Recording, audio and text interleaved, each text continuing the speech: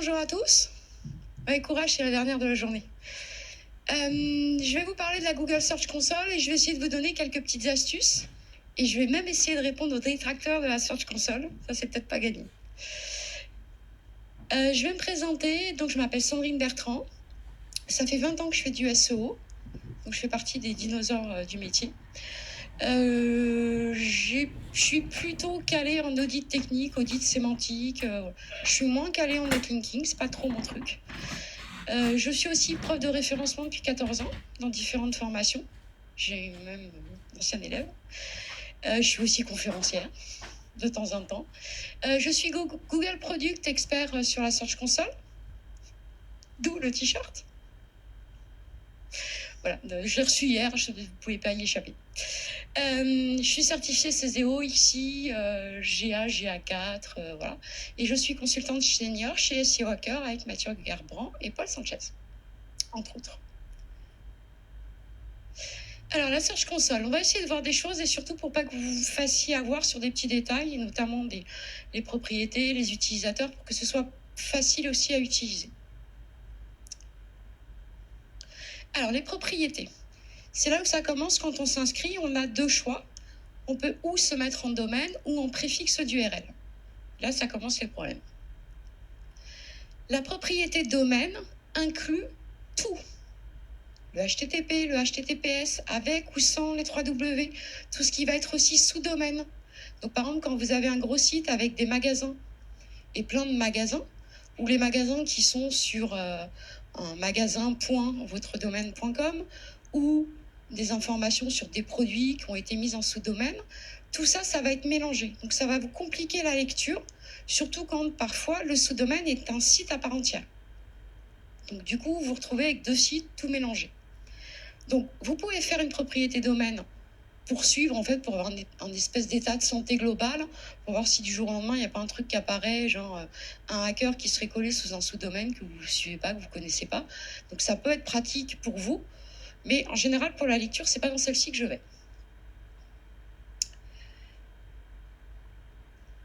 Donc, en général, on va préférer les préfixes d'URL. Donc le préfixe de l'URL, ça va être HTTP, 3W par exemple, et vous allez avoir vraiment et suivre que votre site et que celui-ci. Si vous avez des sous-domaines, etc., faites une propriété préfixe de l'URL par site, y compris HTTP, HTTPS avec ou sans 3W, quand vous avez des vieux sites, pour vérifier qu'en fait Google met plus son élan dedans. De temps en temps, on a des surprises. La validation sur un domaine, ça sera forcément un enregistrement DNS. Donc, il faut aller dans votre registrar, créer un enregistrement TXT et valider avec les infos que Google va vous donner. Pour les autres, on a le choix, ou en fichier HTML ou en balise. On peut valider avec Analytics, GTM et bien évidemment avec un enregistrement DNS. Un petit sondage. Alors, qui a un site internet ? Qui a un accès à la Google Search Console ? Qui est propriétaire ? Qui est propriétaire confirmé ? Ça commence le mieux. Ça commence. Et qui est propriétaire délégué ? Pour ceux qui étaient propriétaires, vous en savez rien. C'est bête. La problématique de ça va être les utilisateurs. En fait, quand vous êtes propriétaire validé, c'est-à-dire que c'est vous, en fait, qui avez validé avec un jeton de validation, donc de type une balise HTML, c'est la vôtre, elle correspond à votre compte et vous êtes bien propriétaire aux yeux de Google de votre site. Attention, quand vous faites un site internet avec une agence, souvent, ils créent la Google Search Console et ils sont propriétaires et dans le meilleur des cas, vous êtes propriétaire délégué. Donc, ils peuvent vous virer quand ils veulent. Oui. Oui.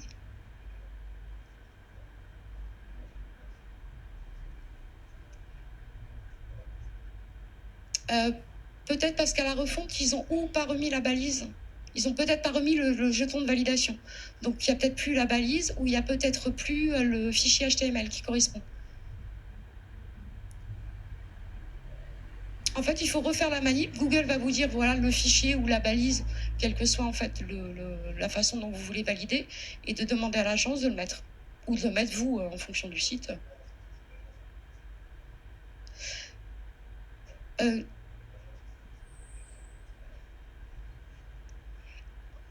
Alors, est-ce que l'agence s'est mise propriétaire? Comment on le sait? Du coup, on va aller dans les paramètres utilisateurs et on va voir en fait qui est propriétaire, qui et si nous on est et quel est notre statut à nous surtout. Et là, il ne faut pas hésiter. Et franchement, c'est vraiment important parce que c'est là où vous risquez d'avoir de très gros soucis. Donc après, on a le oui.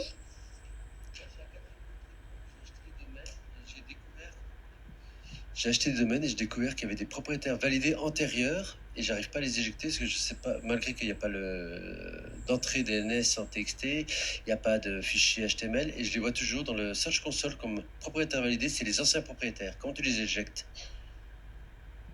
Vérifie s'ils n'ont pas une association qui traîne. C'est où un analytique? Vérifie GTM, Analytics et Google Ads. Tu peux avoir un truc là-dessus. Non, dans ce cas-là, alors sinon, tu as une solution simple. Tu revalides ton site, tu te remets propriétaire confirmé de ton site, c'est toi qui valides avec un jeton à toi, et une fois que tu as ça, tu les dégages.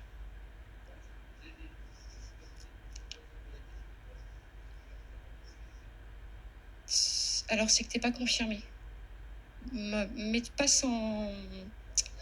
Ouais, mais sinon, passe en validation DNS, c'est la plus forte en général avec celle-ci. À voir, mais normalement, comme ça, on arrive à les supprimer. Alors, puis après, vous êtes en accès complet avec une lecture et quelques actions. Vous ne pouvez pas tout faire. Pareil, sur accès limité, vous n'avez qu'une lecture partielle des informations. Et en associé, a priori, vous ne pouvez rien faire, voire les 3/4 du temps, ce ne sont que les infos qui remontent dans un autre outil. Ah oui, c'est parce que je vous en parle après.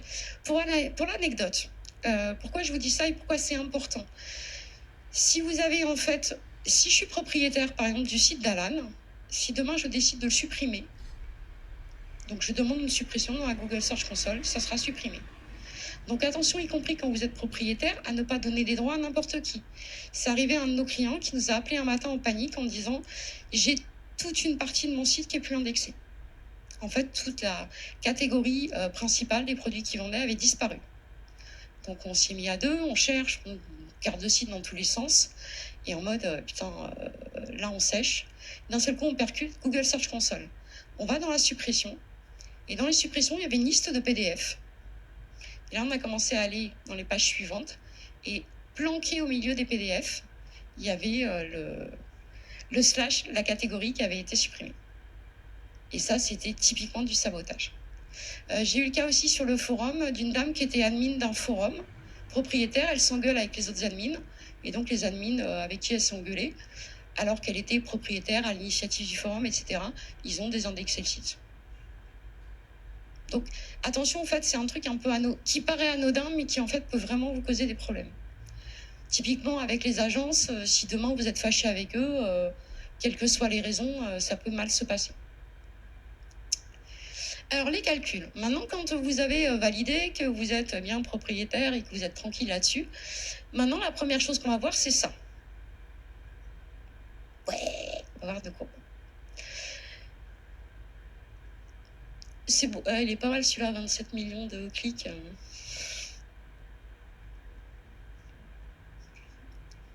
Je te le dirai pas. C'est un gros compte.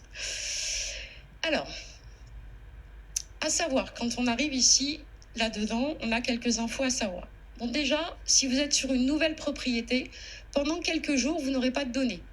Comptez entre 3 et 8, 10 jours à peu près pour avoir une remontée d'informations. Si la propriété avait déjà existé, ça peut être quasi instantané. C'est-à-dire que la propriété avait été supprimée ou vous rachetez un site, les infos vont remonter quasiment instantanément. À savoir aussi, tous les rapports sont échantillonnés. Donc ne vous énervez pas en disant il manque des bouts. Oui, c'est des échantillons. Et notamment, à chaque fois que vous allez avoir en fait des erreurs, vous allez voir chercher dans les exemples, par exemple, ce ne sont à chaque fois que des exemples et que des échantillons.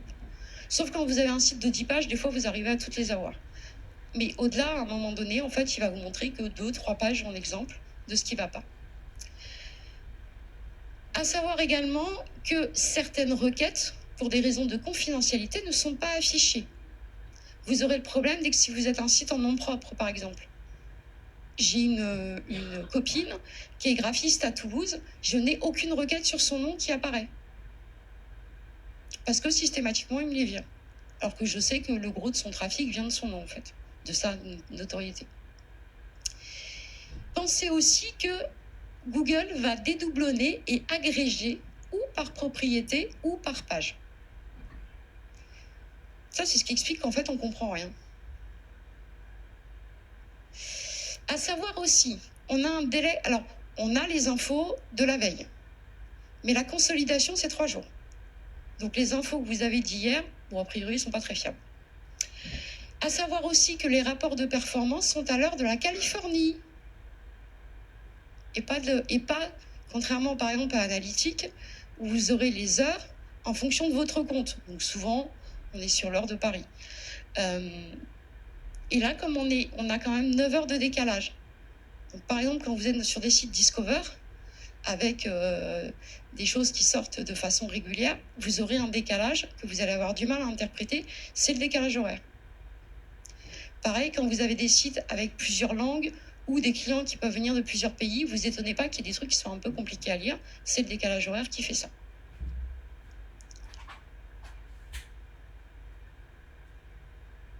Alors, aussi, d'autres choses qu'on voit, c'est j'ai des positions moyennes à 0, ce qui n'est pas logique. Quand il vous met 0, en général, c'est qu'il n'a pas de données. Donc ça peut être d'anciennes requêtes qui remontent, mais il ne vous voit plus. Mais il continue à vous les afficher dans le tableau. On a ça sur les sites petits ou moyens. Sur les très gros, on a rarement de ce genre de choses, parce qu'il faut aller au fin fond du tableau, comme il n'y a que 1000 requêtes d'afficher. De toute façon, on les voit jamais, celles-ci. Le total du haut et du bas sont jamais les mêmes. Vous énervez pas à compter, ça sert à rien. 1 plus 1, ça fait jamais 2 chez Google. Ça ne nous arrange pas, mais c'est le cas. Donc repensez qu'il y a de l'échantillonnage, de la consolidation, il y a de l'agrégation, il y a du dédoublonnage et il y a de la confidentialité. C'est pour ça que si vous comptez ce qu'il y a dans le graphique ou dans le total en haut et ce qu'il y a dans le tableau, ça ne marche jamais.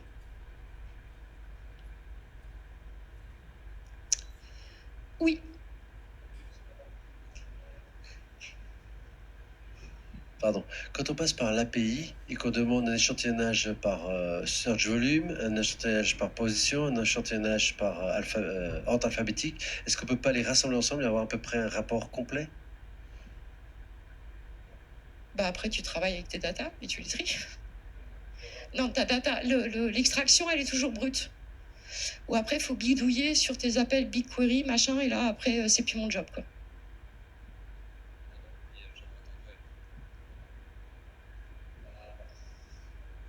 Ouais, mais il y a pas mal, il y a plein de combines pour récupérer beaucoup de données, en fait, plus que les 1000 qu'on a, quoi. J'ai des impressions en position 200. Ça, c'est toujours un truc qui... genre en mode, mais il y en a un qui a été jusqu'à la position 200, qui s'est fait je sais pas combien de pages pour voir que mon fiche... Mais qu'est-ce qu'il fait? Qu'est-ce qu'il a fait, ce mec-là? Il faisait quoi? Il s'ennuyait? Donc, ça arrive.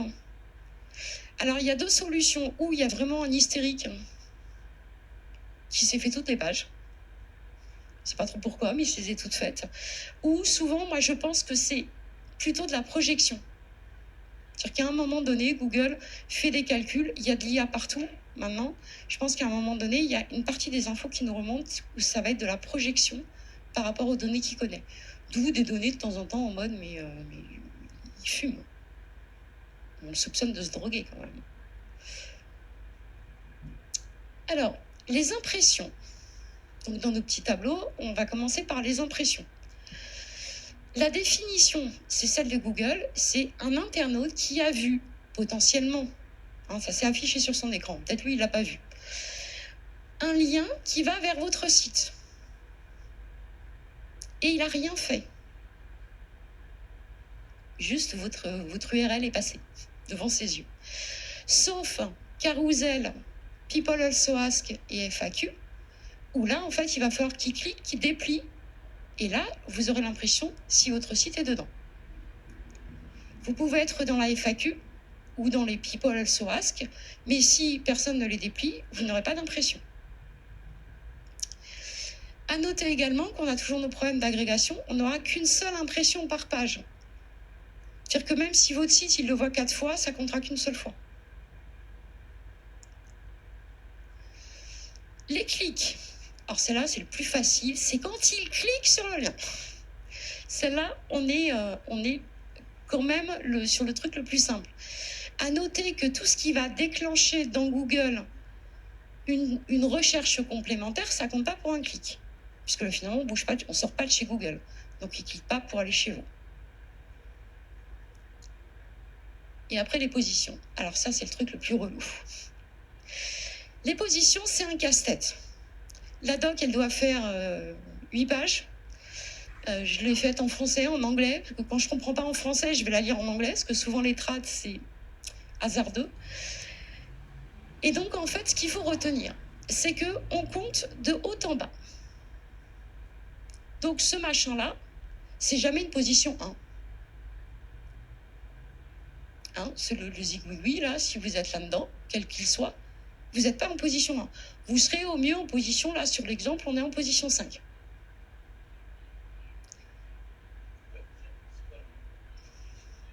Ouais. Alors, et on prend toujours la meilleure position pour calculer la moyenne. Ah ouais, mais ça change, c'est pour ça qu'on ne comprend rien, en fait. C'est qui, voilà. Et s'il voit votre site 3-4 fois, en fait, il ne prendra que la meilleure. La meilleure position... Non, la meilleure position de l'impression pour calculer la moyenne de toutes les impressions. Les positions, alors pour compter, pour essayer de compter un peu, en réalité c'est impossible de retomber sur les mêmes calculs que Google. Un lien bleu, c'est un calcul standard. On compte 1, 2, 3, 4, je suis 4e.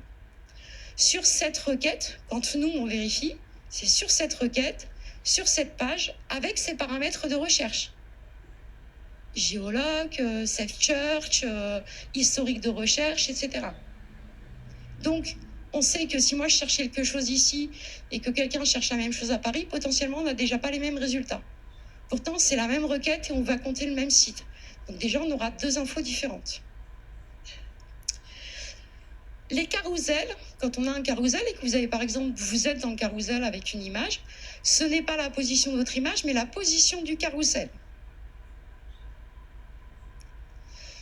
Les FAQ, c'est standard. Si on la déplie, vous êtes 3e, 4e, on va la compter comme ça. Les blocs images en recherche standard, pareil, c'est la position du bloc. Vous pouvez avoir un bloc avec 4 images, vous êtes le premier. Si le bloc est en bas de la SERP, vous aurez une position 6-7 par exemple. Les vidéos, pareil, c'est standard, on compte sa position. Alors, et encore un autre truc relou, les positions moyennes du graphique sont différentes de celles du tableau. Quand vous arrivez, en fait, si juste vous regardez, en fait, les positions moyennes que vous avez en récap dans le tableau sont différentes de celles d'en dessous. Parce que dans le graphique, il est sur le site, donc il vous annonce les positions moyennes du site, et dans le tableau, ça va être ou la requête ou la page en fonction de l'onglet dans lequel vous êtes. Donc du coup, c'est pour ça qu'en fait, on ne retombe jamais sur nos pieds. Quand vous cliquez par contre sur une requête, là le graphique va se mettre à jour et vous aurez les infos qui correspondent à ce moment-là. Sans rien cliquer, en fait, les 2 infos sont différentes. Alors à vous, donc du coup, avec tout ça, une position 0, c'est quelle position? Alors qui dit 0? Et la position 0 n'existe pas, c'est un abus de langage. Une position 0, vous êtes premier. Un lien en haut de page 2. Ça dépend des résultats de la page. A priori, vous serez toujours aux environs de 9, 10, 11, par là. Une image en milieu de seconde ligne dans l'onglet Images.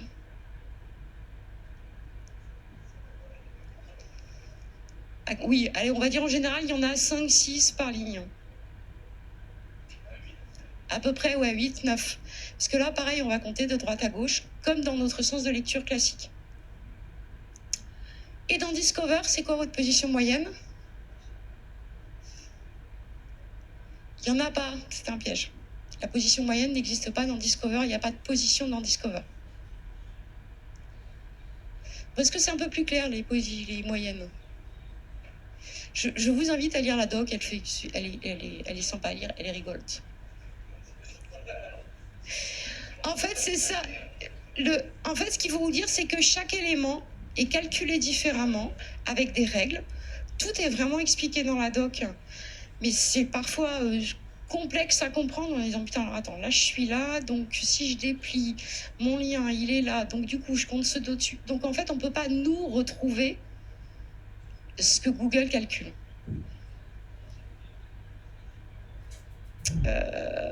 Pas à ma connaissance.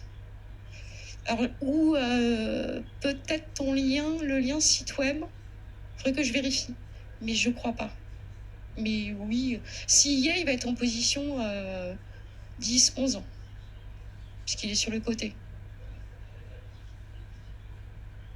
Après, le bloc local, il est compté en standard normalement. Donc si t'es troisième du bloc local, il compte par le GMB sur le côté. Lui, je pense que c'est ton lien qui compte. Faudrait que je fasse des tests là-dessus pour voir si j'arrive à l'isoler plus facilement. Alors du coup, notre tableau et notre graphique. Alors dans notre tableau, le truc casse-bonbon, c'est qu'on n'a que 1000 lignes. Donc c'est bien quand on a un site de 10 pages, quand on a des sites qui font plusieurs centaines de milliers de pages, c'est là où on se dit on n'est qu'en échantillon, où on va voir que les meilleures pages. La confidentialité des données, c'est ce qu'on a vu, va amener à la suppression de certaines lignes. Donc votre tableau, il fait que 1000 lignes, et en plus il nous en enlève. Et dans le rapport page, le tableau remonte les données des pages, le graphique, il remonte la propriété. Donc, ce que je vous ai dit, il faut bien sélectionner la page ou la requête pour que le graphique se mette à jour. Alors, comment on exploite? Maintenant qu'on a vaguement compris comment ça fonctionnait, comment on exploite un peu ce truc-là? En fait, on a des tonnes de filtres. Donc, on a la première type de recherche, web, images, vidéo, actu. Basique, c'est les onglets. De toute façon, qui est plus que ça. On a les dates, là pareil, et on peut voir qu'on n'a que max 16 mois. Pour avoir plus de 16 mois, il faut tricher et aller dans BigQuery. En fait, il faut exploiter BigQuery, où 16 mois plus un jour, on aura plus de 16 mois de données.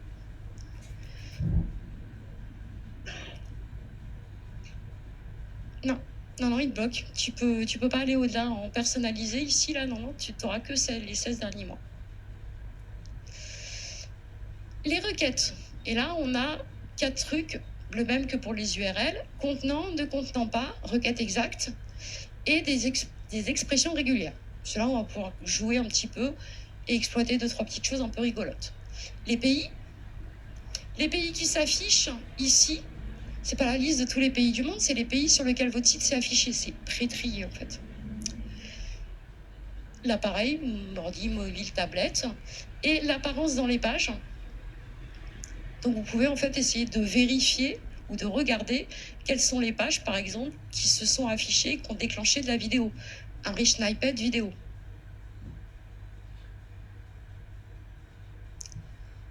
Donc, du coup, si on va un peu plus sur les filtres, donc les requêtes, on va pouvoir les exploiter quand on va chercher des marques. Marque, non-marque, c'est plus facile. En général, on tape sa marque. On regarde un petit peu. Ça nous permet d'avoir une idée du volume de recherche ou du volume d'impression de clics que représente la marque par rapport aux requêtes non-marques. Ça nous donne une idée de ce qui se passe sur le site. On peut travailler par groupe d'URL, on peut travailler par appareil, par affichage, et on va pouvoir aussi aller voir si on a de la longue traîne, des questions, des choses comme ça. Il faut aller s'amuser un peu. Du coup, pour ça, il faut aller un peu faire des regex. Bon, a priori, je vous en ai mis qui ne sont pas très très compliqués. On a les questions. Donc, on va isoler, là, en fait, toutes les requêtes... Pardon, j'ai trompé de bouton. Toutes les requêtes qui commencent par qui, quoi, où, comment, quel, quand, pourquoi, combien, etc. Ça, c'est pratique, ça va vous dire, tiens, il y a des gens qui cherchent ça. Est-ce que j'ai du contenu là-dessus? Est-ce que je suis bien positionnée là-dessus? Et des fois, des choses sur lesquelles on n'a pas forcément d'idée. Récemment, j'ai un client qui est dans la finance, et en allant farfouiller dans la Search Console, je me suis aperçue que les gens cherchaient beaucoup d'informations sur la crise financière. Donc lui sortait pas trop mal, parce qu'il avait quand même des contenus là-dessus, mais il y avait une vraie montée en charge de la crise financière. Donc j'ai fait un petit mail en disant écrivez des articles là-dessus, en ce moment ça marche bien. Et ça, on le voyait en isolant un peu ce qui se passait. Le Transac. Pas cher, solde promo, code promo, coupon, remise, opération. Achète, achat, meilleur, top, comparateur. Tout ça, ça va nous donner un peu une idée de mes requêtes transactionnelles, que je vais pouvoir différencier de mes requêtes, on va dire, informationnelles avec les questions, et que je peux aussi différencier de mes recherches en local, si j'ai des magasins, par exemple. Alors, magasin, là, j'ai mis magasin, mais moi, souvent, dans ces cas-là, je m'amuse, alors pas trop dans la Search Console, plutôt dans Looker, mais je mets une expression régulière avec toutes les villes dans lesquelles ils ont des magasins. Et je peux isoler le trafic marque plus magasin. Ça m'intéresse. Ou la catégorie de piscine plus la ville en question. Il y en a d'autres aussi, des rigolotes. Je pense pas que ce soit l'outil idéal pour faire ça, mais on peut jouer avec. Ici, je vais aller me chercher toutes les requêtes de moins de 5 lettres. Ouais, je savais pas quoi faire. Les requêtes de plus de 70 lettres. Comment ça va, des requêtes avec pas mal de mots. Donc je vais avoir ma short train, ma long train, des requêtes de plus de 7 mots. Ça peut être intéressant aussi en disant, bon, je peux isoler facilement mes questions, mais quelqu'un qui ne met pas un pronom interrogatif devant, j'ai du mal à le retrouver. Donc là, par exemple, je peux le retrouver. On a aussi là, par exemple, pour dire toutes les URL qui finissent par un slash. Donc bon, normalement, j'en ai pas, ou normalement, j'en ai. Et comme ça, je peux voir si Google, par exemple, a bien pris en compte des redirections que j'aurais faites. Est-ce que tu as des regex pour gérer toutes les orthographes des villes? Par exemple, Saint-Jean-de-Luz, S-A-N-T, S-T, espace, pour Jean-de-Luz. Alors, ouais, mais ça marchera pas dans la Search Console parce qu'on est limité en nombre de caractères. À 1000 et quelques, je crois, là. Ça doit être 1024, tu as un truc lambda. Et après, à un moment donné, pour exploiter de la data, c'est pas l'outil. Alors là, ça te permet de dégrossir et d'aller faire fouiller un peu plus loin, quoi. Après, si tu commences à te monter des regex là-dedans, tu le fais, tu vois, moi je l'ai fait vite fait pour les marques, les trucs. Souvent, j'ai un petit fichier TXT avec les regex pour mes clients. Genre la marque avec toutes les orthographes que j'ai pu voir sur leur marque. L'autre fois, j'ai découvert pour un client, c'était l'orthographe de charentaise. Je pensais pas qu'il y en avait autant. Je suis de l'ordre de 30 façons différentes d'écrire charentaise. Avec un R, 2 R, un T, un A. J'étais là, mais ils sont fous, les gens. Donc, je me suis monté la requête, l'expression régulière, pour dire tous ces produits-là, voilà, mais c'était vraiment plus pour le fun qu'autre chose, quoi. Donc, on voit qu'on peut s'amuser un peu avec. Bon, à savoir, c'est que toutes ces petites regex-là, vous pouvez les reprendre dans Looker, par exemple. Donc, bon, elles servent à plusieurs endroits. Sans aller dans des outils un peu chelous. Ici, je peux comparer avec une regex ce qui correspond à la marque de ce qui ne correspond pas à ma marque. Et du coup, avoir un petit graphique avec une ligne pour la marque, une ligne pour le non-marque. C'est bien pour faire des rapports, ça. Même chose, si vous voulez faire... je trouvais ça sur un post américain où en fait les gars galéraient avec leur A/B test. Et en fait, ils ont fini en disant la seule solution qu'ils ont eue pour voir ce qui se passait, c'était de faire page contenant la première URL et la deuxième URL et de le comparer comme ça. Bon, à mon avis, c'était loupé dans les tests, mais pour faire un A/B test et finir à cet endroit-là, c'est qu'on s'est loupé. Mais en tout cas, ils ont réussi comme ça à avoir les informations sur leur A/B test. Et après, je sais pas, les villes, vous voulez comparer le magasin de Bayonne et le magasin de Toulouse. Vous pouvez vous amuser aussi à faire ça en disant, visiblement, on a plus de notoriété côté Toulouse que côté Bayonne ou l'inverse. Et donc, du coup, on peut s'amuser un peu comme ça, à voir un peu ce qui se passe. L'indexation. Donc, maintenant qu'on a fini de se bagarrer avec notre tableau, en général, le problème, c'est l'indexation. Enfin, en général, il est même en amont, mais comme c'est le premier qu'on voit. Et l'indexation, ce qu'on lit en long, en large et en travers partout, sur LinkedIn, dans des PDF vendus une fortune, faut faire un sitemap.xml. Bon, à savoir, ça ne garantit pas l'indexation. Et si vous avez un petit site, a priori, vous n'en avez pas besoin. Si vous avez des sites petits, moyens, et que vous avez besoin d'un sitemap, ou vous avez la sensation d'avoir besoin d'un sitemap pour l'indexation, c'est qu'il y a un problème quelque part dans votre arborescence ou dans la structure. Le sitemap va vous permettre de patcher au mieux, mais il ne résoudra pas vos problèmes de structure. Attention aux sitemaps auto. En fait, les sitemaps sont souvent source d'erreurs. Yoast, par exemple, quand on lui coche la petite case, vas-y, fais-moi les sitemaps, et si on n'a pas paramétrer correctement, par exemple, toutes ces catégories, les tags, etc. Les auteurs, on dit, les pages auteurs, j'en ai pas sur mon site. Par contre, elles existent nativement dans WordPress. Et donc, Yoast, il va s'éclater, il va nous faire 10 sitemaps avec des pages qu'on ne veut absolument pas voir sur le web. Donc là, bien évidemment, Google va les indexer celles-là, puisqu'on ne veut pas qu'ils les indexent. C'est comme la tartine de beurre, hein, elle tourne toujours quand t'es beurre. Moi, je me sers des sitemaps, en fait, pas pour corriger des problèmes d'indexation, mais pour suivre l'indexation et souvent par catégorie ou par typologie de page.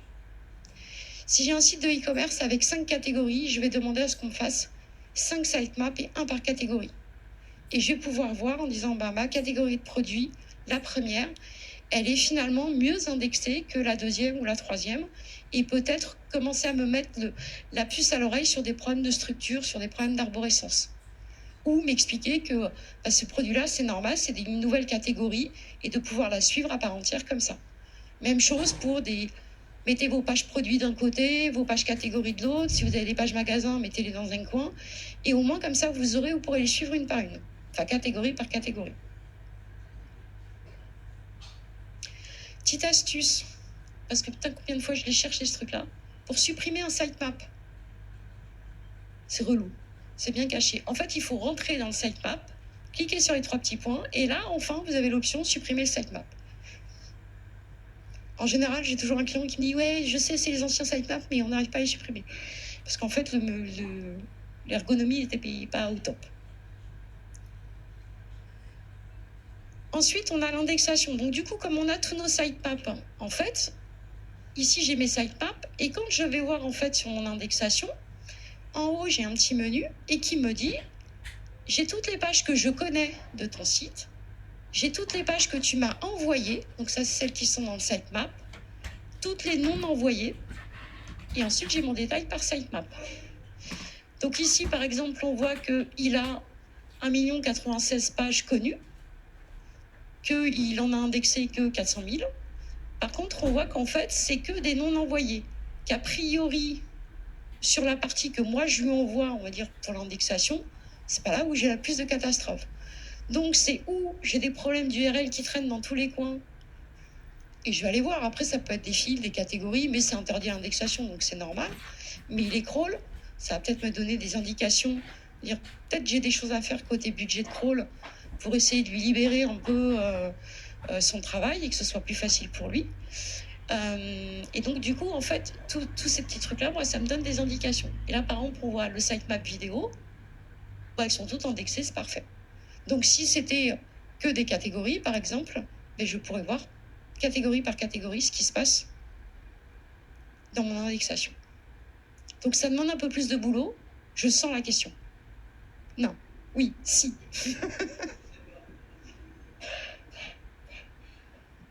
Est-ce que tu as pu mesurer l'impact des pages orphelines qui sont pas déclarées dans sitemap, qui sont déclarées dans sitemap mais pas linkées sur le site, et inversement, les pages qui sont déclarées dans sitemap, alors les pages orphelines qui sont déclarées dans sitemap et les pages qui sont sur le site et pas déclarées dans sitemap au niveau indexation.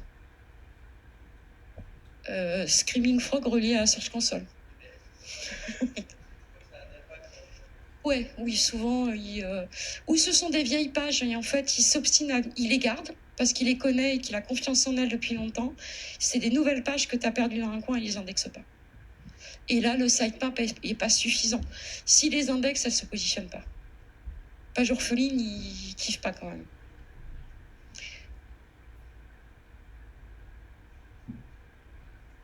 Les erreurs.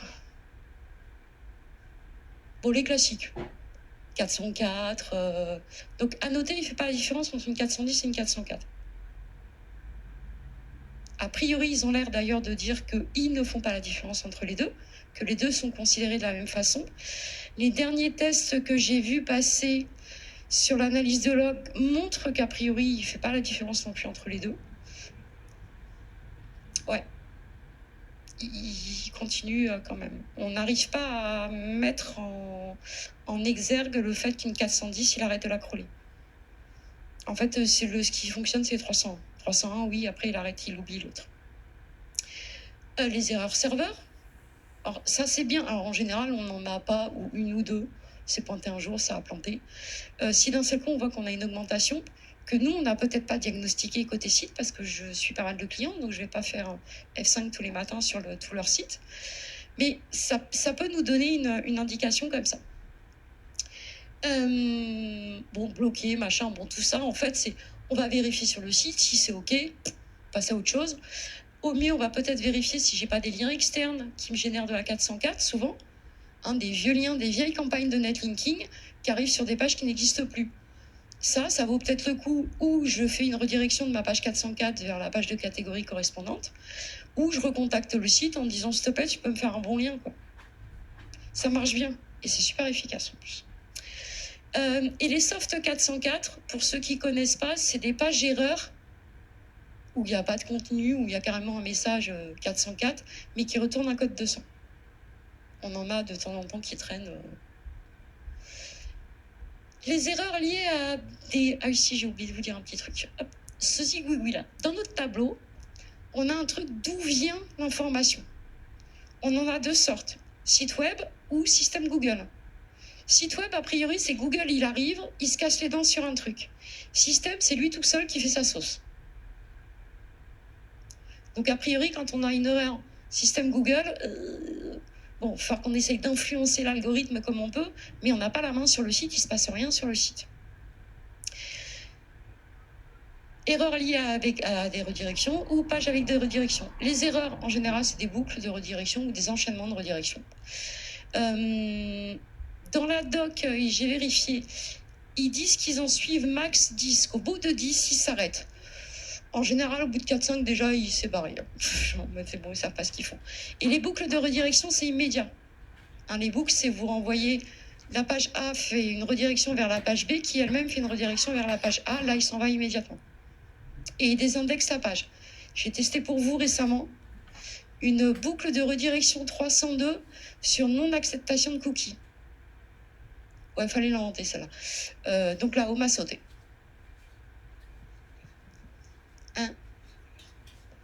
Je pense que le plus efficace pour dégager une page, c'est une 301. Quand tu peux. La 410, ça te donne bonne conscience. Tu te dis qu'un jour, peut-être qu'il va les prendre en compte. Mais je pense qu'il ne le prendra jamais en compte. C'est trop compliqué, en fait, c'est pas compliqué pour nous ou pour Google de les différencier, mais je pense que c'est trop compliqué à expliquer aux gens. Donc, ils traitent tout de la même façon. Ouais.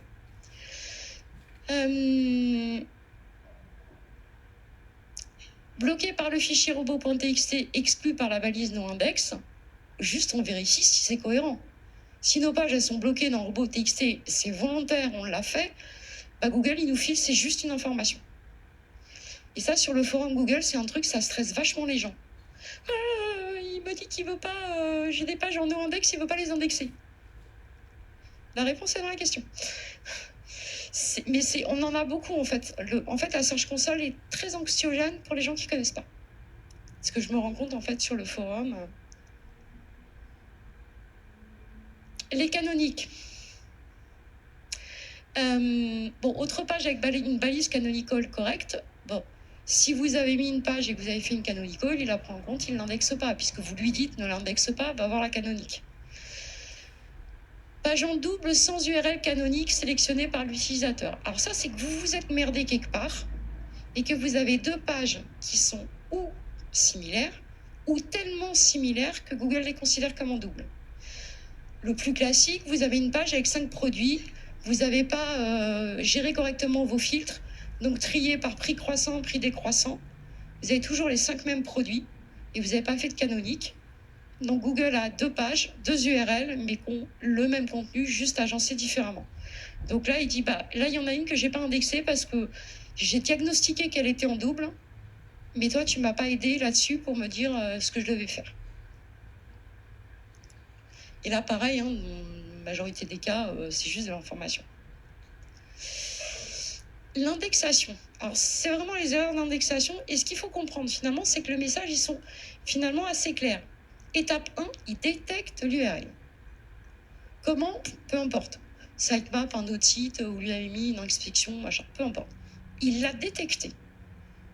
Ensuite, il va aller l'explorer. Et ensuite, si elle lui plaît, il va aller l'indexer. On a bien 3 étapes, en fait. Et les 3 étapes, on les retrouve dans les erreurs qu'il nous dit. Détecter non indexé, explorer actuellement non indexé. Et les autres, elles sont indexées, elles sont au-dessus. Donc, quand vous avez dû détecter actuellement non indexé, c'est qu'il a trouvé le lien, mais il n'est pas encore venu la voir. Explorer actuellement non indexé, c'est qu'il est venu, qu'a priori, pour le moment, il ne lui plaît pas. Donc, où c'est une page importante et on essaye peut-être de revoir sa copie. Si c'est une page produit, parce que vous avez un catalogue qui change régulièrement, bon, il va s'y mettre à un moment donné, ou on va l'aider d'une façon X ou Y. On a, sur ce message-là, page en double, Google n'a pas choisi la même URL canonique que l'utilisateur. Alors ça, c'est le moment relou de Google. Vous avez fait votre page, vous avez bien mis votre petite canonique, et Google, il fait, ben non, je préfère l'autre. Et là, c'est relou, parce que, alors, souvent, quand je rencontre, il n'a pas tort. C'est-à-dire qu'en fait, la dernière que j'ai eue, en fait, j'ai 2 pages similaires. C'est-à-dire qu'il y a 2 catégories créées en double dans le site, je ne sais pas ce qu'ils ont traficoté. Mais en fait, finalement, je pense qu'il a choisi l'autre qui doit être plus ancienne. Bon, il a raison. Il en a 2 pareils, il en a choisi une. Là où c'est relou, c'est que parfois, c'est un autre site. Ouais. Alors, et ça va arriver dans les 2 cas que j'ai rencontrés, ce sont les marketplaces et les billetteries. Vous savez, il y a des billetteries, si vous avez un théâtre à côté de chez vous, ils ont souvent tous, ils appellent la même chose, et puis ils font des filtres sur leur ville ou les spectacles, etc. Et en fait, ça fait plusieurs fois qu'on rencontre le cas où finalement, il prend ou l'URL principale qui, elle, distribue la solution de billetterie, ou carrément une autre. Donc là, quand vous êtes ici, là, la page d'un autre site, franchement, ça c'est galère à corriger. Parce que là, il faut aller voir, comprendre et surtout se dire comment je fais rentrer dans le crâne que ce sont 2 pages bien différentes alors que lui, il a décidé que c'était la même page, elle est sur un autre site en plus. Donc c'est compliqué. Oui, en fait, il y a, on en parlait tout à l'heure, il y a certainement un autre statut un peu occulte, un peu caché, qui est entre l'URL connue grâce au sitemap et l'URL détectée. Moi, c'est un problème que j'ai à l'heure actuelle sur un site. C'est les URL sont connues grâce au sitemap, mais elles ne sont pas encore ni détectées, ni explorées, ni indexées. C'est une connerie de Google, mais il y a un autre statut en fait, qui est caché, qui n'est pas mentionné. L'URL est nulle part, elle est connue, il me le dit grâce au sitemap. Le sitemap est bon, elle est dedans, ainsi de suite. Mais elle n'est pas ni dans détectée, ni explorée, ni indexée. Alors, le fait que le sitemap n'ait pas d'erreur ne veut pas dire... Lui, il a juste... La vérification du sitemap, c'est je vais voir le sitemap, combien j'ai d'URL dedans, est-ce que j'ai pas d'erreur? Il s'arrête là, en fait. Découverte. Eh ben, c'est juste dans le fichier, il y a 100 lignes. J'ai bien 100 URL, c'est cool. Mais pour autant, il les a peut-être même pas encore mis là-dedans. Ouais. Mais du coup, en fait, la vérification du sitemap, c'est la vérification technique d'un fichier. et combien j'ai d'URL dedans, est-ce que j'ai des erreurs ou pas. Il a même pas encore testé les URL, juste il dit le fichier me va bien. Ouais.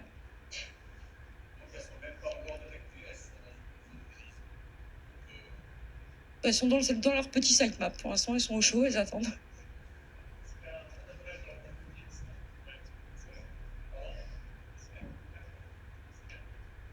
Alors, est-ce qu'un blocage dans le robot TXT pourrait expliquer ça En théorie, non. Ouais.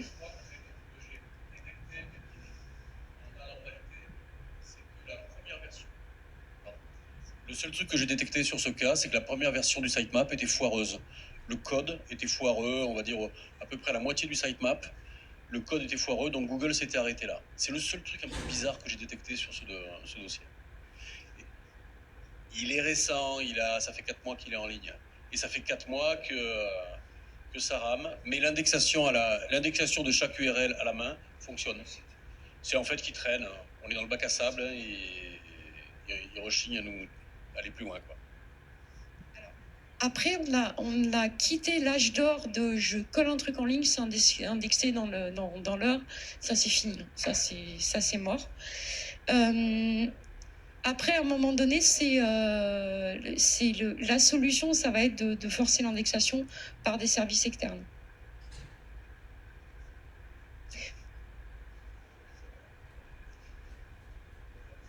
Ouais.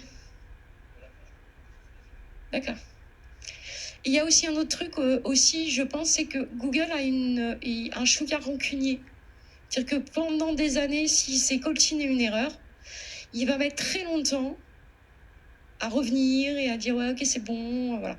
C'est le truc qu'on a quand on a un site, par exemple, qui n'a pas été mis à jour pendant très longtemps. C'est ce qu'on peut voir dans les logs. En fait, on s'aperçoit que plus ça va, moins il vient nous voir. Parce qu'il vient, ok, la page, c'est bon, je l'ai. Il revient une semaine après, ah, c'est la même. Donc il revient une semaine après, ah, c'est la même. Bon, bah, je reviens dans 10 jours.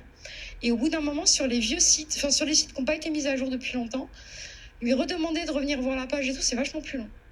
Alors qu'un site, un média qui publie entre 30 et 100 articles au jour, l'article, on n'a pas fini de publier, qu'il est déjà indexé, quoi. Il y a un mec de chez Google, il est assis sur le serveur, il attend, quoi. Les erreurs, là, on va faire les erreurs vidéo, parce que celles-ci, elles ont rendu dingue tout le monde, et notamment la vidéo proéminente. Pour la défense de tout le monde, Google nous a fait une dodge incompréhensible au départ. C'est un truc, si c'est écrit, c'est parce que la vidéo, elle n'est pas proéminente. Ok, super, merci.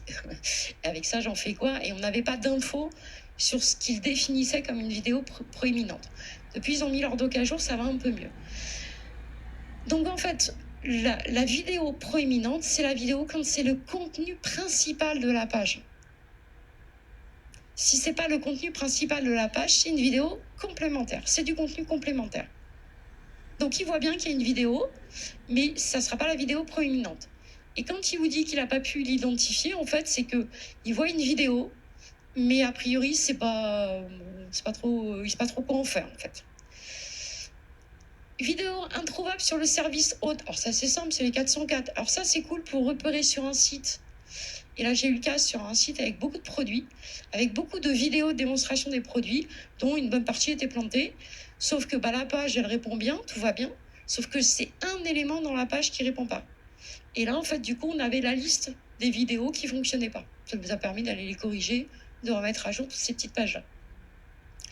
Aucune URL de vignette fournie. Alors ça, pour la petite histoire, ça m'a fait marrer, parce que j'arrive sur des pages. Ok, pourquoi il n'a pas d'URL de vignette? Elles sont toutes montées pareil, mes pages.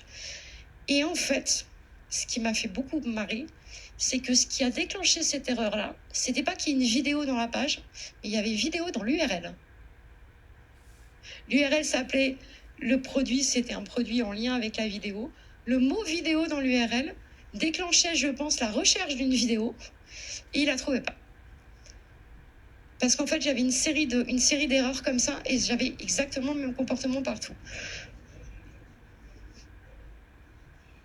Moi, j'ai déjà eu le cas dans pas mal de blogs qui n'ont pas de vidéo du tout, où j'ai des alertes justement, pas de vidéo prominente ou problème de thumb, etc. Mais parce que en fait, le slug contient mon vidéo.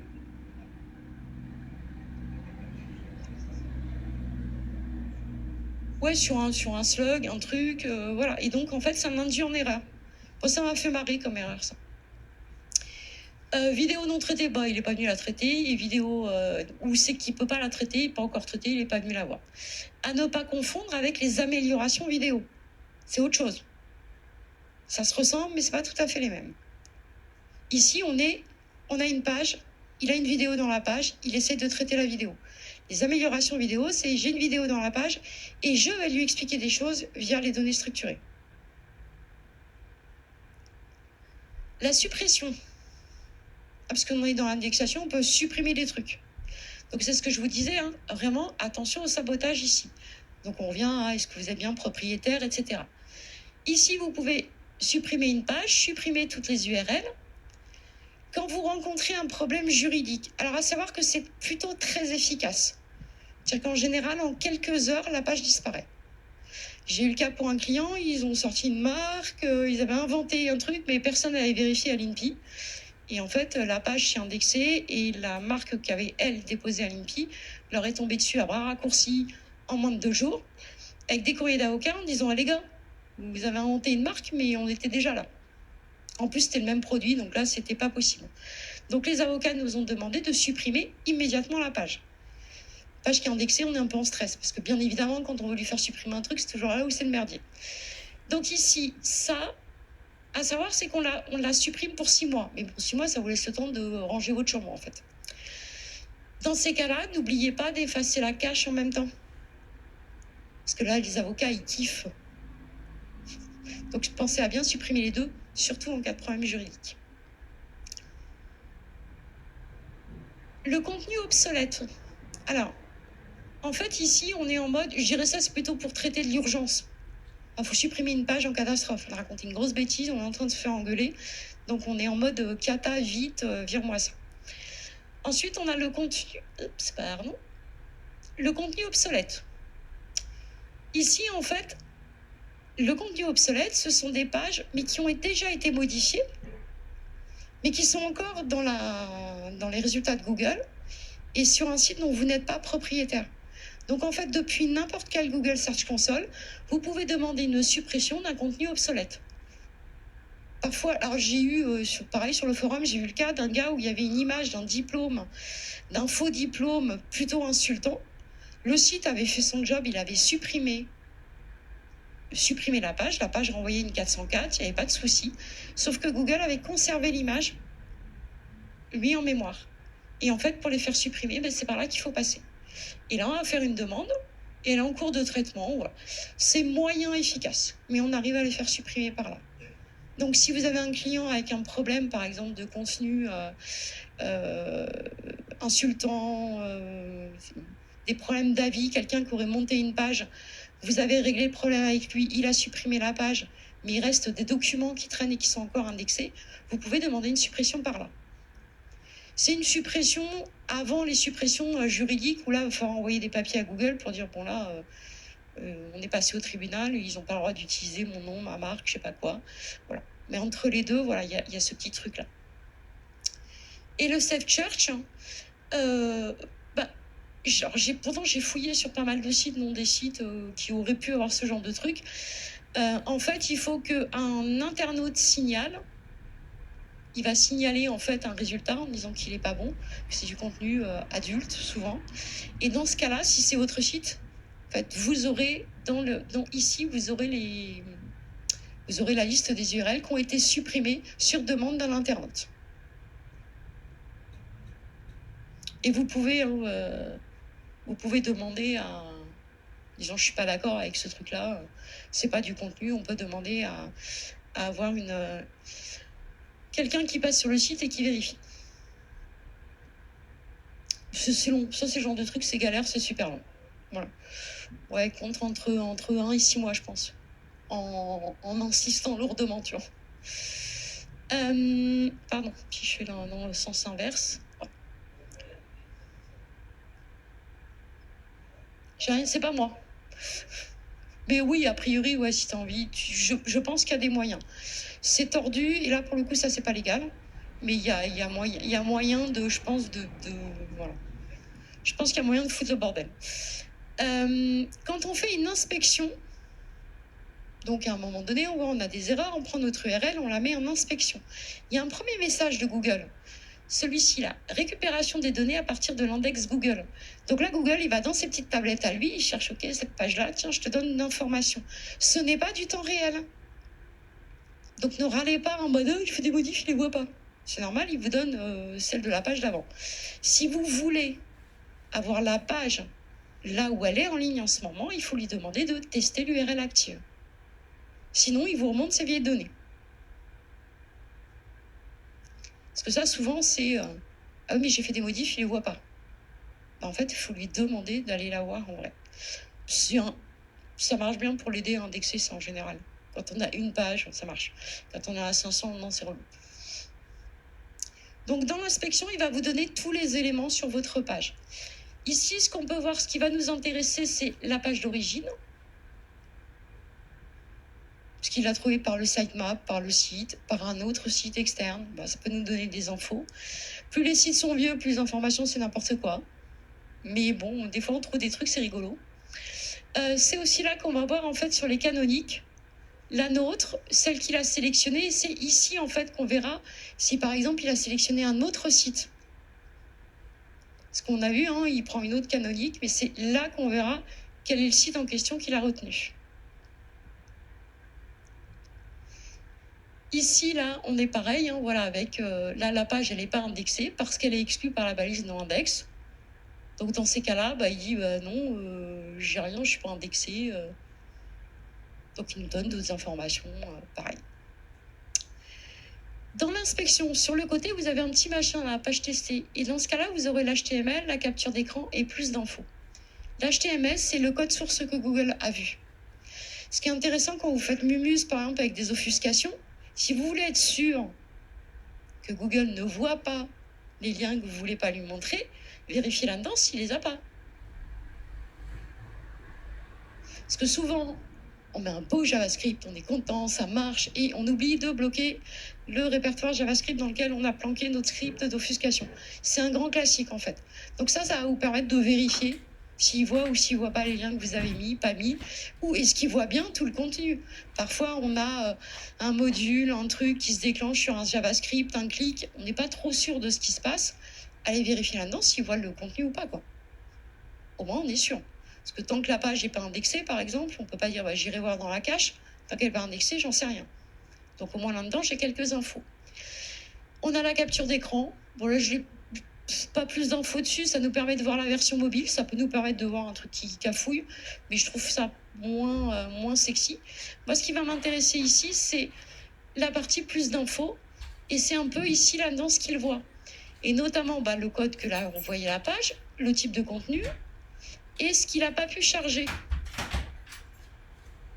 Alors oui, il n'a pas pu charger parce qu'il y a un truc qui bug, un JavaScript, un machin, il n'arrive pas à le charger, ce qui va nous expliquer par exemple qu'il ne trouve pas du contenu qui est planqué derrière un JavaScript.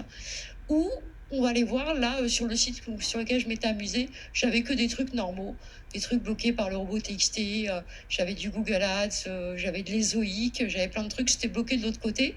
Donc il n'a pas chargé, mais c'était normal, il n'a pas le droit de les charger. Donc on était bon. Et ça va aussi vous remonter les erreurs JavaScript, en fait, les messages et les erreurs ici qu'il rencontre. Donc, même si vous n'aimez pas le JavaScript, je n'aime pas, je ne développe pas, voilà. Mais au moins, vous allez pouvoir dire à votre dev, GAD, un truc qui ne va pas là. Et au moins de pouvoir diagnostiquer, d'aller un petit peu plus sur le truc. Alors que parfois, côté navigateur, on n'a pas d'erreur. Nous, quand on voit notre page, on n'a pas d'erreur. Il faut aller un peu plus loin, en fait, pour voir cette typologie d'erreurs-là. En général, dans la console Chrome, on arrive à les voir, mais c'est pas là, il faut aller faire fouiller quand même. Donc, au moins là, ça va plus vite et on n'est pas dans une interface de dev, quoi. Pour ceux qui n'aiment pas comme moi. Les améliorations. Il y a 3 types d'améliorations. Il y a la première, et qui est notamment, il y a un truc qui est nouveau, c'est les achats. Donc, on a les extraits de produits. Ça, tout le monde les a vus. On a nos petits produits avec la note, l'avis, le stock, des prix à partir d'eux, etc. Tout va bien. Donc là, c'est que les données structurées sur ma page produit fonctionnent bien. Et ici, on en a un autre qui est apparu et que souvent les gens ne savent pas trop à quoi ça correspond, les fiches de marchands. Les fiches de marchands, c'est quand vous faites une recherche, dans l'onglet Shopping, vous avez là en fait tout ce qui correspond à Google Merchant Center, payant. Et en dessous, vous avez ces fiches-là, et ces fiches-là sont gratuites. C'est du RefNAP de fiches produits. Donc pensez à aller voir les vôtres, si vous vendez des produits, allez vérifier si vous avez bien toutes les infos dont vous avez besoin ici.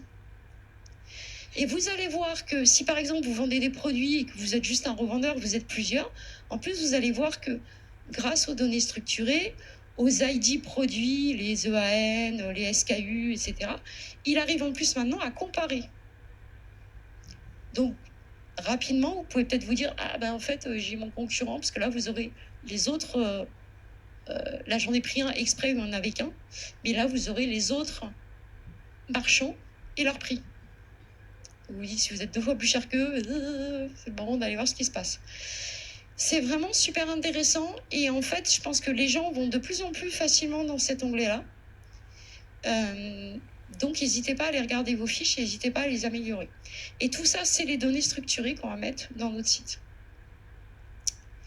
Voici, j'ai fouillé, j'ai fait toute la Search Console de l'agence pour trouver le maximum de trucs. Voilà à peu près toutes celles qui remontent. Il y en a probablement que j'avais pas, pas mal de sites, mais j'ai peut-être pas tout trouvé. Celles qu'on connaît, fil d'Ariane, les produits, celles-ci en général, on les a, on les connaît. Champ de recherche associé au site Link, celle-là on l'a aussi facilement. Je crois que WordPress et Yoast le font automatiquement, donc souvent on l'a. L'AMP, pour des sites qui ont encore de l'AMP, le logo. Pareil, ça, le Yoast, si Yoast est all-in-one, comment il s'appelle maintenant, AI SEO, il le propose en natif. En fait, vous avez juste à remplir 3 champs. Il va vous faire le logo, le machin, etc. Les vidéos, les événements, les extraits d'avis. Là, les données structurées impossibles à analyser, c'est qu'il a bien vu une donnée structurée, il n'y a pas forcément d'erreur, mais il ne la connaît pas. Ou en tout cas, il ne nous la remonte pas à cet endroit-là. Mais il l'a bien vu. FAQ, question-réponse, sont 2 éléments différents en données structurées. Une FAQ, c'est je pose une question, j'ai une réponse. Question-réponse, c'est j'ai une question d'un internaute et moi j'y réponds. Les how-to, moi les how-to, je kiffe sur mobile. Ça prend une place de dingue et ça vire les concurrents. Et c'est plutôt facile à faire. Les recettes guidées, donc c'est des recettes encore améliorées, je pourrais dire que c'est de la recette avec de la how-to, en fait, une espèce de mixture des deux. Les offres d'emploi, etc., etc., etc. J'ai farfouillé pas mal, j'en ai pas trouvé d'autres, mais là on a plutôt pas mal. Google, je pense qu'ils vont en avoir 7-8 de plus. Bon, dont certains, si vous n'avez pas un site, là j'avais de l'offre d'emploi, mais il y a des choses que je n'avais pas, par exemple les améliorations mathématiques, les formules mathématiques, par exemple, j'ai pas de site qui fait des cours de maths, donc je n'avais pas ce genre de choses, mais là-dessus ça remonte aussi. Pour ceux qui sont pas, qui connaissent pas, je vous ai pris l'exemple du fil d'Ariane. Ici, on voit en fait le JSON qui va déclarer en fait mon fil d'Ariane. Et du coup, mon résultat dans Google, mon amélioration, là j'en ai une qui est en erreur, les autres elles sont bonnes. Flippez pas sur les données structurées si vous ne connaissez pas ou que vous n'aimez pas ça. J'arrive. C'est plutôt facile à mettre en place et c'est ultra basique à lire. En fait, ici, vous voyez, c'est je déclare, c'est un breadcrumb list, donc c'est une liste de fil d'Ariane. Mon élément de ma liste, sa position 1, son nom et l'URL. Les produits, c'est le nom du produit, le prix. Une adresse, c'est adresse de point, l'adresse, code postal, de point, code postal. Donc c'est ultra facile à lire. Il y a plein de sites sur le web qui vont vous permettre en fait de les générer et vous n'avez plus qu'à coller ça dans votre page. Si votre page se défend, typiquement Magento, si vous essayez de lui coller un JavaScript à la fin de votre fiche produit ou à la fin d'une page de FAQ en disant putain je vais mettre mes petites données structurées FAQ, il va vous le virer. Dans ces cas-là, pensez à GTM. Vous les passez par Google Tag Manager. Ça marche très très bien aussi. Je sais qu'il y a deux écoles, Microdata versus JSON-LD. Qu'est-ce qui passe le mieux? JSON. Alors moi, je dirais JSON pour deux raisons. Un, vachement plus facile à maintenir. Parce que quand c'est mélangé dans le code et tout, c'est la galère. Donc le JSON est quand même beaucoup plus simple. Et Google kiffe le JSON. L'autre, il l'aime aussi, mais s'il a le choix entre les deux, il prend les deux. Enfin, il prend le JSON. Et voilà. Si vous voulez passer par exemple par GTM, il kiffe, il les prend très bien. Et quand elles sont bien faites, il les prend en quelques jours, elles s'affichent, quoi. Là où il va être un peu chonchon, c'est sur les FAQ. Ça, c'est un peu la faute des référenceurs, parce qu'on en a peut-être un chouïa abusé. Il a du mal parfois à en afficher 2, 3 ou 4 différentes, mais on peut. J'ai vu pas mal de sites. Les Australiens sont des spécialistes pour les empiler. Je sais pas. Et puis, j'arrive pas à avoir de différence sur leur site, donc où ils ont un traitement de faveur en Australie. Parce que j'ai été voir leur code source en disant ok, qu'est-ce qu'ils ont fait, mais non, rien de plus que nous. Donc ils ont peut-être une certe un peu plus facile là-dessus. À chaque fois, donc vous avez vu, hein, quand on a une erreur, on a l'erreur et on a des avertissements. Alors avant, ça s'appelait des avertissements. Maintenant, c'est pour améliorer. Donc n'hésitez pas en fait à aller les corriger. Donc ça empêche l'affichage. Ça n'empêche pas l'affichage. Attention, parce que parfois, certaines erreurs finissent par remonter là. Où Google dit, celle-là, maintenant, j'en ai besoin. Et plus vous avez, en fait, moins vous avez d'erreurs ici. Et souvent, plus votre affichage, il va être enrichi. Notamment, on a vu pour les fiches marchands côté Google Shopping. Plus il va vous dire, ouais, vas-y, mets-moi les frais de livraison, mets-moi les conditions de retour. Et plus on va lui mettre ces informations-là, plus notre fiche, en fait, va être complète. Donc, plus on aura un engagement, une conversion meilleure derrière, je suppose. Les internautes, ils vont préférer une fiche dans laquelle ils ont toutes les infos. Donc, n'hésitez pas à les corriger, ces petits trucs-là, ça marche bien aussi. Sécurité et action manuelle. On en a de moins en moins. On en voit encore. Et là, j'en ai trouvé une, donc, à savoir que quand il n'y en a plus, mais il y en a eu. Et dans ce cas-là, on a l'ancien problème. Et là, on voit que c'était un site piraté en 2021. Donc, il nous garde l'info un certain temps quand même.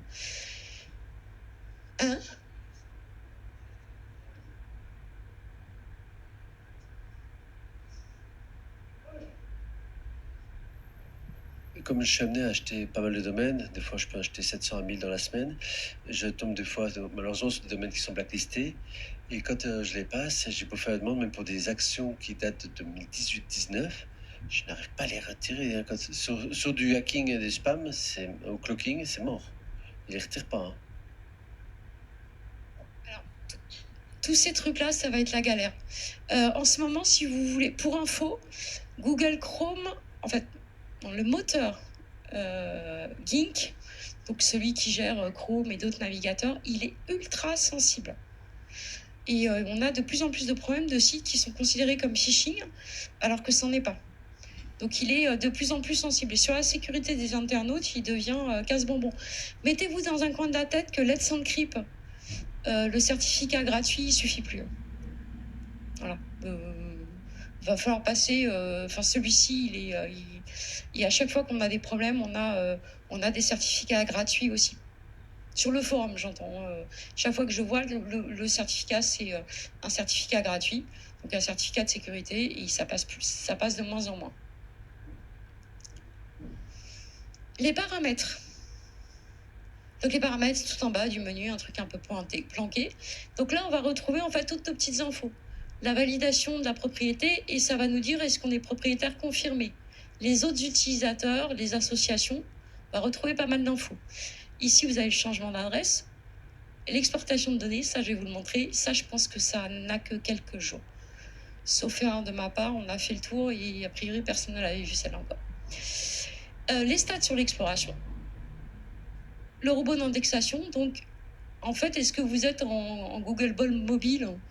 Bon, a priori, oui, tout le monde y est, et depuis quand vous y êtes. Et depuis quand, en fait, la propriété a été ajoutée dans votre compte. Dans votre compte à vous. Pas l'historique de la propriété, c'est dans votre compte. Ici, voilà, sur l'exploration, on a quand même toujours un peu d'infos. Ici, là, pour la petite histoire, j'ai un client qui s'est fait, pas lui, l'hébergeur s'est fait hacker, 55 000 sites par terre, un samedi à 1h du mat, et ils ont mis 5 jours à remonter. Et en fait, nous, on essayait de leur dire, bon, au moins remontez-nous des codes erreurs un peu sympas pour le SEO. Et ils ont mis un peu de temps. Et en fait, on voit que au bout d'un moment, il a commencé à dire, bon, je ralentis, je viens moins. À chaque fois que j'arrive, j'ai une erreur. Donc il a commencé à moins venir. Dès qu'il a vu que ça remarchait, ouais, je m'éclate, je reviens. Et en fait, on voit qu'on a eu un petit pic ici. Donc il aime pas les erreurs. Quand il rencontre des erreurs serveurs, il va très vite arrêter de venir. Par contre, dès qu'il revient, souvent, on a un boost de crawl derrière. Bon, faites pas ça pour indexer vos pages. Je valide pas cette solution-là. Ici, on va avoir en fait, pareil, des infos. Type de bot. Donc un smartphone, ordi, chargement des ressources, ads, images, vidéos, d'autres trucs.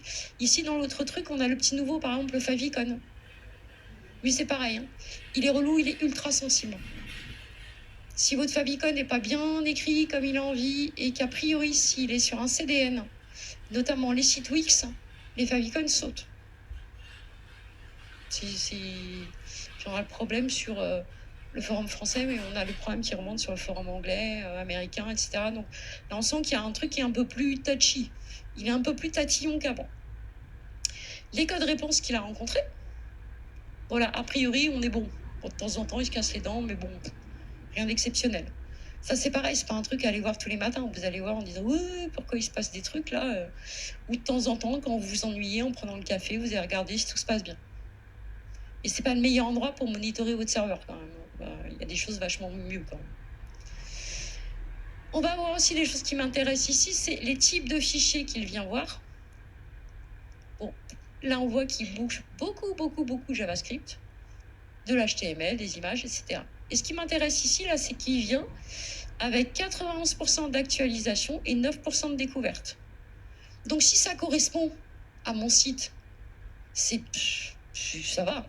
Si, c'est là où il n'y a pas une bonne ou mauvaise information. C'est est-ce que mon site, il va bien? Est-ce que c'est à peu près cohérent? Si je publie jamais rien de nouveau, pourquoi il découvre des trucs? Mais pourquoi?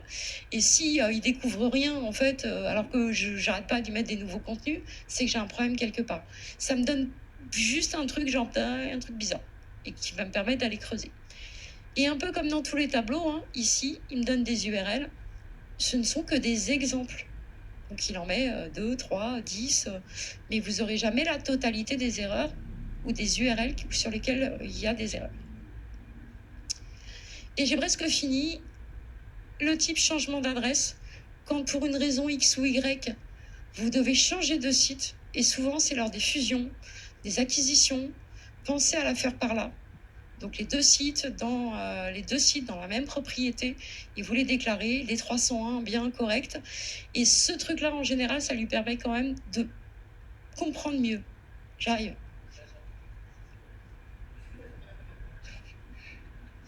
J'ai un client dans les assurances qui avait à l'époque un M. assurance et puis le assurance normale. Il a fait le tout sur un seul site, donc assurance en responsive. Le M, il l'a mis en 301. Il a fait la déclaration, comme on parle là. Au bout d'un an, toujours avec même pas 3% des pages qui sont passées sur le domaine, le M est resté indexé dans Google. Un an après. On continue. Redirection domaine à domaine ou page à page? Essaye directement sur le domaine. Tu vas en mode warrior directement sur le domaine. Vérifie que ce soit bien. Vérifie en fait. Monte tes deux propriétés. Ta propriété M. Ta propriété normale. Et regarde tes explorations, tes machins. Et ça va commencer à te donner des pistes de ce qui se passe. Et vérifie. En fait, c'est vérifie ça. En fait, où est-ce qu'il est, cette saloperie? Je vais pas le voir. Je l'ai pas mis. C'est ce qui vient, c'est en bot ou en smartphone.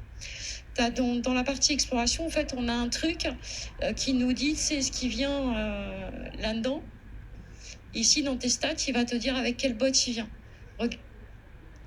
Ouais, et bien vérifie en fait si voilà, et vérifie si les codes qui est renvoyé, les trucs, vérifie s'il n'y a pas un truc où finalement il comprend pas que.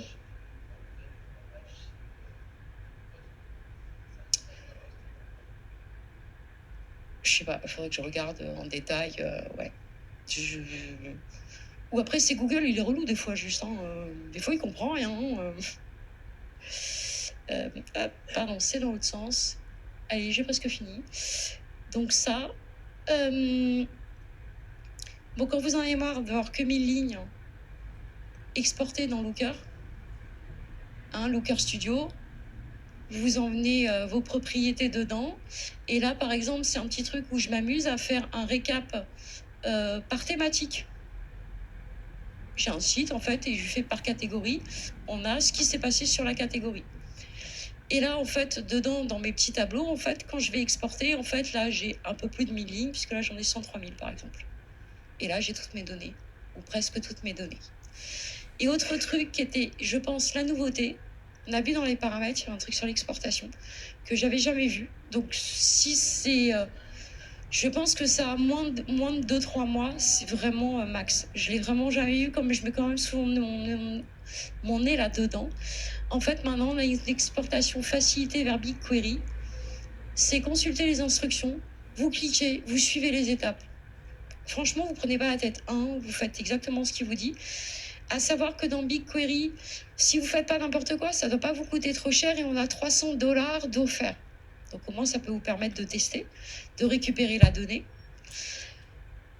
Donc ensuite, vous mettez votre petite ID de projet. En fait, donc faut déclarer BigQuery, etc. Mais bon, j'ai réussi hier soir en regardant la télé. Donc à mon avis, c'est pas très très compliqué. Et ensuite, voilà, quand il est content, il vous dit que la configuration a bien été effectuée. Et on est bon. Et ce matin, donc j'ai pas pris le nouvel écran, mais déjà ce matin, j'avais les données qui remontaient dans BigQuery. Donc là, je vais pouvoir m'amuser à faire des trucs dans BigQuery, donc à aller un cran au-dessus de Looker pour faire des tableaux de bord, récupérer mes données et bidouiller tout ça. Merci.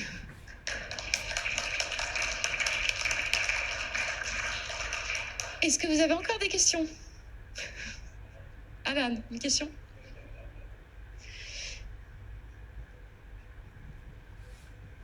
Merci.